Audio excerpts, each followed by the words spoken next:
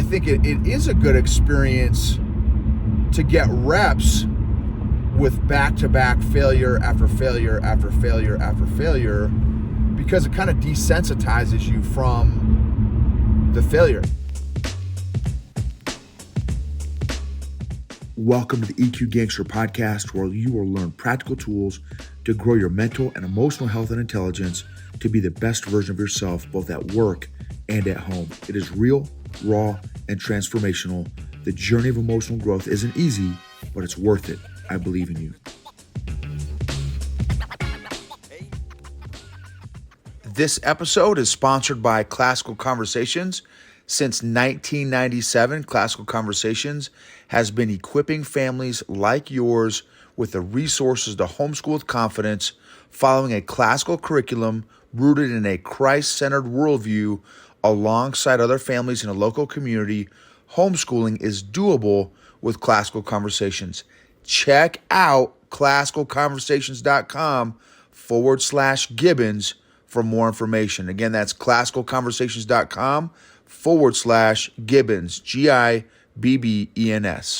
EQ Gangsters. Hope you guys are doing amazing and allowing yourself to experience the fullness of life that God has given us, which means the pleasant experiences and the unpleasant experiences. Today's episode is going to be about celebrating our failures. I'm on my way back from morning therapy, morning jiu-jitsu at 06, and because I have Bible study tonight, so I had to do the morning class, and there's an amazing, the amazing instructors, and there's only there's 7 or 8 people that come to the class, which is a decent turnout, and there were 4 purple belts, 2 blue belts, and 2 white belts. So what is that? 8 people. So yeah, and awesome class. Actually 3 blue belts and 2. So there's 9. 2 white belts. So a lot of experience in the room. And today we learned about guillotines. And my lesson of the guillotines is don't get caught in one. Oh my goodness. As a big guy, getting stuck in a guillotine is not a pleasant experience. I mean, it's not a pleasant experience for anybody. As a big guy, I fill out all the spaces where someone might have an opportunity to get out. I have less of an opportunity to escape when I'm in a guillotine. And basically, a guillotine is like, for non-jiu-jitsu people, it's like a front headlock. Basically, let's just stick with that. And so boom. So there's that experience. And I had another big guy, another purple belt, who's way more technical than me, as my drilling partner. Same size, a lot more muscles. He has a lot more muscles than I do. And one of the drills was, after we were learning the actual, the choke and stuff, one of the drills was put each other in a guillotine, and then the other person tries to escape. And like I said earlier, because I'm a big guy, I fill up all the gaps where there's normally gaps for skinny people.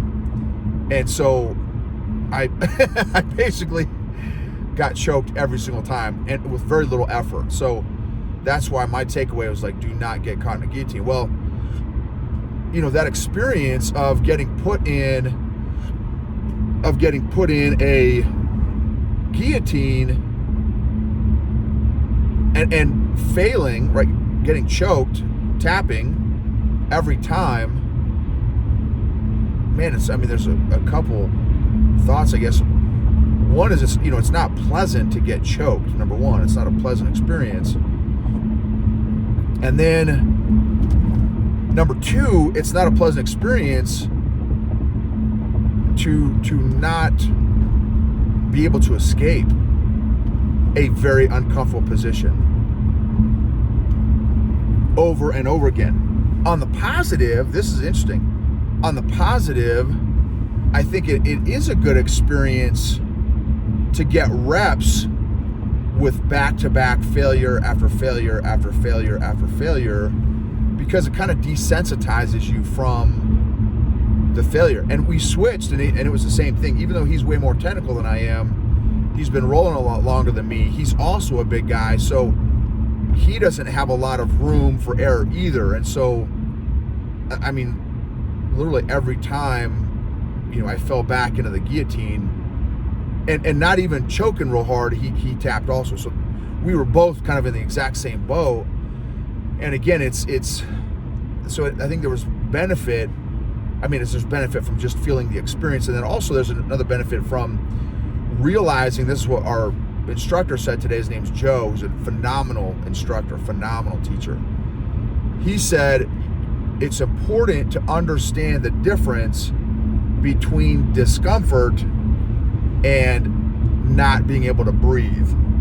He said, because if you can get comfortable being uncomfortable while your face is turning different shades of purple, that can buy you a few more seconds to try to work out of the choke. And for me, I like, and this is not an endorsement, and this is not I'm not teaching jujitsu here, so I don't recommend anyone else do this, but I like to test my limits and just see where my limits are, which has led me to go to sleep multiple times just trying to see what my limits are in a choke. And heck, my daughter, almost every time we roll, she'll put me out. Like, where I'll pass out in the choke, because she's very good at them. She does them very, very quickly. And I also like to see if I can, let me see if I can stay awake long enough to try to get out of this. And many times I find myself waking up and say, well, I didn't get out of that one. So realize, I think that's a huge point in life too, is the difference between, that's a huge point, the difference between discomfort and needing to tap, where we call up a friend, we call up a colleague, we call up a family member, we reach out for help, for professional help, we take a course, we join a group, we seek outside help. And I think it's a very, very important life lesson. I don't think we were designed, well, I know we weren't designed to do life alone. We were designed to do life in relationship. Now, that's very different for different people.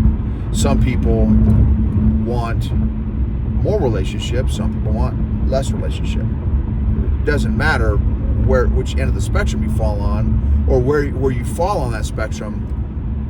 But even for my quiet folks, my introverts, the folks that are not super social, even them, relationship is important. They just don't have a need for as many relationships. My wife and daughter, my wife has one or two close friends, and that's it. My daughter has 3 close friends, and that's it. She has other acquaintances, she has other friends, but in terms of close homies that she would open up to and confide in and stuff, it's a very, very small list. Again, just like my wife. And I think the older I get, I'm getting more like that, where I'm finding just a much smaller circle.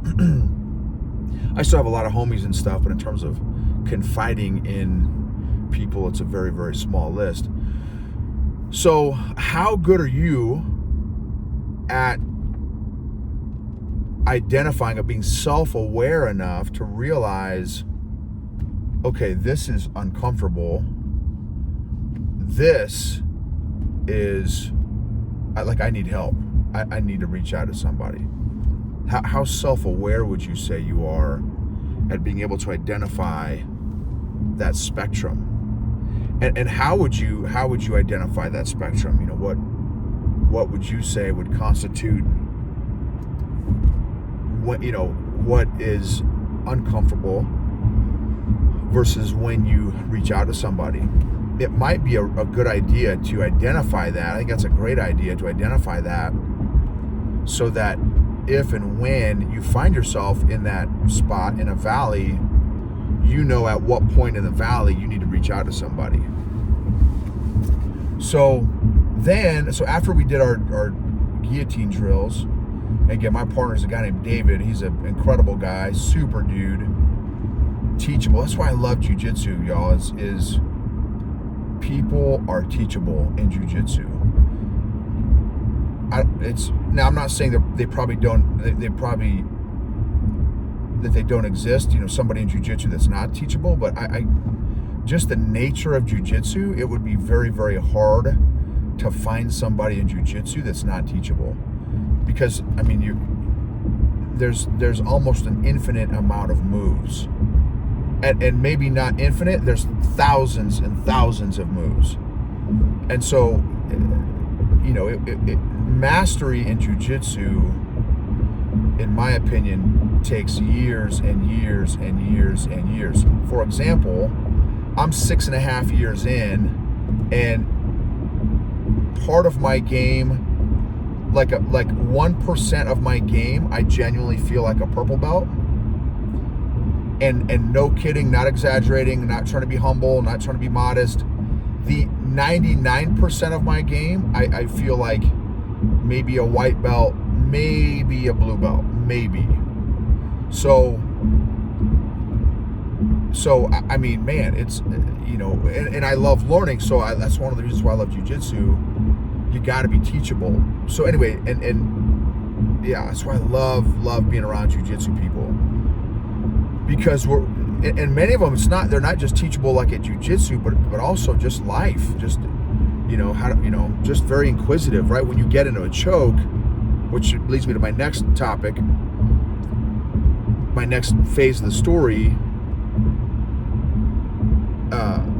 You once you're in a choke, you have to try to. It's like a puzzle. It's a 3D real-time puzzle where, oh snap, this dude's choking me. I need to stay calm and work myself out of this choke. So the next phase of the story is the teaching went the whole class. So it was an hour long of teaching, which is super fine. I always like to live roll. For my exercise, get my blood pumping, work on my emotions, work on staying calm, work on moves. And most of the time I'm working on defense, because as a bigger guy, well, I work on offense too. But anyway, so this morning I rolled with the guy. He's a blue belt, jack blue belt, 38 years old, guy named Chris, super dude, super chill. He's from Hawaii. You know how Hawaiian dudes just super chill. He's a great guy. Anyway, jacked. Like, his muscles have muscles. His veins have veins. Like, this guy is shredded like cheddar cheese. And I always enjoy rolling with him. Sometimes he doesn't necessarily enjoy rolling with me. So I know I'm very cognizant of that, because, just as a bigger guy, and bigger guys, can present some very different rolling scenarios than rolling with an average size, man or woman. And so anyway, he's like, hey dude, you want to roll? I'm like, yeah man, that'd be great. And so boom, as always, I start in defense. I just kind of lay down on my back, on my side, and then let him start his game. Boom, he's working his game. And he's a guy, I like energy management, because I'm an old guy and a big guy. So if I don't have to exert energy, I don't want to. I like to try to be as efficient and effective as I possibly can be. And he likes movement. Again, he's shredded. So he's got probably cardio for days, and he's got I think the fattest thing on him is his earlobes. And he's moving, constantly moving. Even when he's in side control in a particular position, he's moving in that position. Like, he's always moving, which is again completely opposite from my game. which is good because that's takes me out of my comfort zone, because I don't like movement. I like to be calm and cool and not move. And so I always get something when I roll with him too, just learning and stuff, and he keeps me on my toes. Well, anyway, so boom, he takes my back, and when he takes my back, he's working some of his back moves and stuff. Well, he gets, it's called a neck crank, and where you pull the head one direction and my body was going the other direction, and he cranked it hard. And I mean, one more second, not exaggerating, one more second and I would have tapped. But for some reason, like, he let it go. And then, like, maybe 5 seconds later, 10 seconds later, he gets me in what's called a jaw crank. So it looks like a rear naked choke, except the choke was over my jaw and not over my throat, which is equally as effective as a rear naked choke, by the way, except they won't pass out. They just, I mean, you would break their jaw if they didn't tap. So it's just different types of pain and different outcomes, but a very similar incapacitation in terms of maybe pain. I mean, you can still fight. Obviously, if you broke their jaw, they can still fight if you let go of that, if you let go of that jaw crank. So boom, he got me in the jaw crank, cranked on it hard, and I again barely was able to get out of it. I mean, he let it go. So he let it go. He cranked it. I was 1 second away from tapping, and he let it go. And I told him, dude, what? Like, I literally, in both of those, I was gonna tap. Like, no joke, I was gonna tap. Sorry for my YouTube people. This road that I'm on is kind of bumpy. So he, on the podcast, obviously, no, you don't see the bumpy roads. So boom, I'm like, bro, you were right there, dude. You had me both times. I no joke, 1 second later, and I would have tapped both of those. So those are beautiful cranks, man, beautiful cranks. And he's like, man, yeah, I blew out my muscles. I just was cranking too hard, and I just wore out my muscles. I'm like, okay, well, just so you know, those are awesome cranks. So then, boom, I don't remember if the round ended, but and then we did another round. The next round, he started in a position where I took the offensive approach and went into what's called his guard. And as I was passing his guard, which this is my world, right? Passing someone's guard is absolutely my world, and it's literally, no pun intended, how I roll. And so as I'm passing his guard, which again, that's what and I'm pretty good at it. I'm pretty decent at passing people's guards. And this guy, super flexible. And it's gonna be hard to explain if you're non-jiu-jitsu folks, but as I'm passing his guard, so I'm basically hugging his body. It's called a body lock pass. Hugging his body, and I'm slowly inching my way up towards his head so that I can get in what's called side control and then eventually get in mount. And there's this, it's called a go-go plata. So he took his shin from his knee to his ankle and rotated it in front of my face and actually across my neck. And so as I'm passing, he's got his shin across my neck. So, and it's literally opposing forces. So as I'm going in, he's kicking out against my neck. He reaches on the other side of his leg that's on my neck, and he's pulling me into his shin and tap me out. It was beautiful. And I had no idea. Now I was trying, I was like, okay, snap. He's got this in and it's tight, and he cranked it hard. And I was thinking, man, how on earth do I get out of this? And I don't know. I had not figured out how to get out of it, and I had to tap. And I was so ecstatic. I was so ecstatic for Big Chris because, well, so this is what he told me. I said, dude, great job. It was a beautiful choke. I had no idea how to get out of it, bro. That was amazing. He's like, man, thank you, dude. He's like, I've been working on it. And he said, he's like, man, I told our professor, a guy named Chad, he's insane too. He's incredible. He said, man, I haven't been able to get anything on Noble yet in a year or so. He's a blue belt. Chris is a blue belt with, I think, multiple stripes. So he's not like a brand new blue belt. And he's like, man, I haven't even been able to get a sweep on him, nothing. And so today, he basically tapped me 3 times today. The first 2 he would have tapped me. So I'm counting those as taps. And then that third time was a legit, like I legit tapped. And it was beautiful. It was beautiful. So, and man, I feel great. I feel it because I some of y'all have been following me for a while.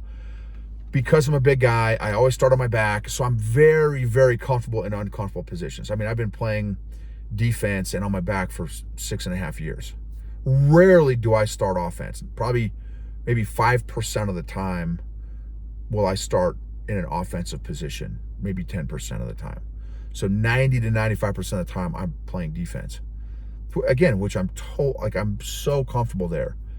And so I don't get tapped very often. I genuinely don't. And I'm not super great at jits. It's just my defensive game may be at a purple belt level. I would say I have a fairly decent defensive game because I've been doing it for 6.5 years. So getting tapped, again, I don't get tapped very often. And so to get tapped basically 3 times by the same dude we did the first roll was 7 minutes and the next roll was 6 minutes. So basically in 13 minutes, call it 15 minutes, he tapped me 3 times. The same dude in the same 15-minute time span. Not over the course of like, hey, he tapped me 3 times in 3 months. It was awesome. It felt great. It felt great. And now I can't wait to roll with him again, just to like, okay, he's so much faster than me and stronger than me. My timing has got to be dialed in, and I have to figure out, so it's a puzzle. Can you hear me processing? Like, how, when he does this go-go plata move, how can I get out of that? How can I prevent it? And then if I can't prevent it, how do I get out of it? How do I escape it? So that's why I love jiu-jitsu, is like, failure is a professor. Failure is our teacher.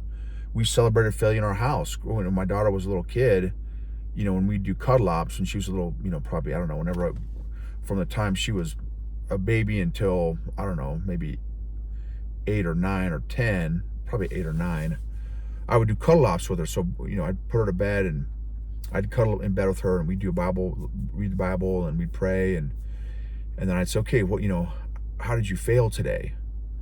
And if she didn't have an answer, well, Poppy, I don't think I failed today. I'm like, okay, well, let's get out of bed and let's fail at something real quick. Let's go fail at something.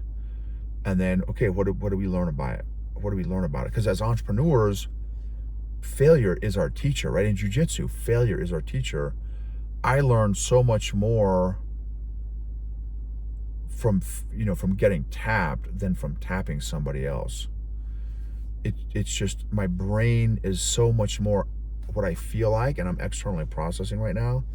I feel like my brain is way more dialed in and attuned and in tune to failure, or when I get tapped or submitted or get beat down, than when I tap somebody else out.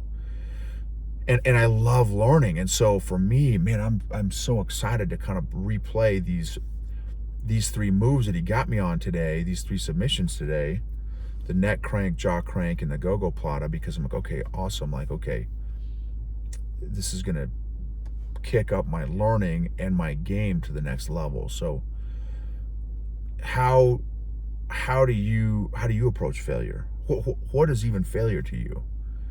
Is me getting tapped 3 times today, is that a failure? You know, how do you define a failure? And then what do you do with it? How do you think about it? How intentional are you to get as many of the lessons that you can from that experience, so that you don't repeat it, so that you can improve, you can evolve? And again, I think all this stuff applies to life. What do we deem a failure? Is it what society says? Is it, what does God say is a failure? What does the Bible say is a failure? What does culture and society say is a failure? What do you say is a failure? So anyway, it was just so much fun getting subbed today. And I wasn't trying to get subbed. I wasn't trying to get tapped, but I'm so glad, because it's a test on my ego too. Like, okay, hey ego, you got tapped 3 times today, man. Like, how do you feel about that? You know, are you, you little bummed out, or like, how? And I just was excited. I'm like, I even sent a message. We have a chat thread for the morning class, and I celebrated Chris's success of basically tapping me 3 times in that thread. I'm like, man, he crushed me today. He just absolutely crushed me today. So it was great, y'all. I'm so glad how I am feeling right now about these 3 getting tapped 3 times today. And I want to encourage you to be curious about your failure and not judgmental. Be curious. What questions can you ask yourself to learn and grow from your quote unquote failures, from whatever that may mean to you? Because we are not failures. You are not a failure. Do we fail? Sure, absolutely. I got, subbed 3 times today. Does that mean I am a failure? No, it's not what it means. So just be careful that your identity does not identify with I am a failure. I used to do that. That's 100% how I used to think. I failed at X, Y, Z, therefore I am a failure. That's not accurate thinking. That is not accurate thought process. That's not true. That's like saying, which I also did, speaking of failures, I also, for years, I would say, I am angry. And until finally my wife busted my chops, and she's like, dude, your identity is not anger. You are not the embodiment of anger. When somebody looks up anger in the dictionary, your face does not pop up. You are not angry 24/7, 365. Nobody is. So, because that's not how emotions work. Emotions, like, heck, you may feel 10 emotions in 5 minutes. You know what I mean? You may feel 30, 40, 50 emotions throughout the course of a day. So it's not even an accurate statement to say I am angry. That's an identity statement. That's not accurate. Now, what is accurate is I feel angry. I feel upset in this moment. I feel frustrated, sad, depressed, excited, happy, whatever the emotion is. I feel in that moment. That's great. That's probably a very accurate, true statement. But to switch it to an identity statement is not, it's just not accurate thinking. It's not true. It's not right. And so just be careful. Be careful. Just be aware of that. Be aware of that. You want to be accurate. I feel A, B, C, D, E. Great. It's okay to feel those emotions, whatever those emotions are. It's not accurate to say that you are an emotion. That's not even, it just doesn't even make sense. So, but again, I did that. I did that for years, years and years. So anyway, love to hear what your takeaways were. And if you wouldn't mind taking a moment to just put a rate and review the podcast. maybe share it with a friend or a family member or a colleague, or the YouTube channel. Check out the YouTube channel. And if you are ready to take your emotional fitness to the next level, maybe you feel like you want something a little more than the podcast, check out our community, our emotional fitness gym, so to speak, the EQ Mafia, at eqgangster.com.